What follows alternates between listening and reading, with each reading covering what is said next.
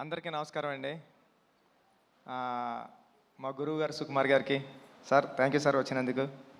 ఏం మాట్లాడడానికి ఏమీ లేదండి, సింపుల్గా చెప్పేస్తాను. ఏప్రిల్ 30ని రానందుకు క్షమించండి, జూన్ 4న వస్తున్నందుకు ఆశీర్వదించండి. Thank you so much. Peddi చాలా కమర్షియల్గా ఎమోషనల్ రైడ్ సతీష్ గారు చెప్పినట్టు మీ అందరి హృదయాలకి చాలా దగ్గరగా ఉంటాడు పెద్దిగాడు. పెద్దిగాడిని హృదయంలో తీసేయడం అంత ఈజీ కాదు.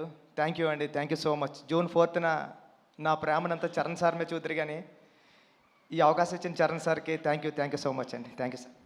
బుచ్చిబాబు గారు, మీరు చూడ్డానికి ఇంత సైలెంట్గా ఉంటారు, కానీ సెట్స్లో ఇంత మంచి యాక్టర్స్ని, ఇంత పెద్ద యాక్టర్స్ని పెట్టుకొని ఎలా డీల్ చేయగలుగుతున్నారు? ఎలా ఉంటారు?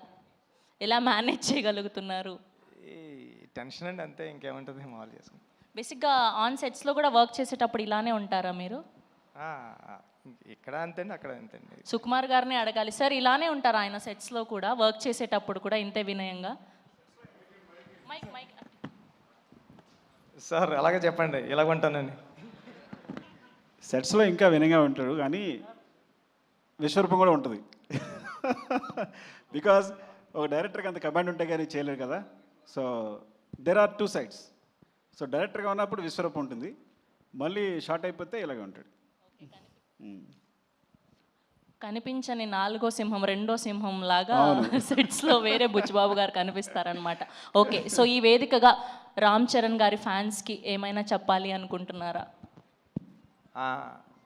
చరణ్ సార్ని దీంట్లో పెద్ద క్యారెక్టర్లో చరణ్ సార్ని మర్చిపోవడం అంత ఈజీ కదండి.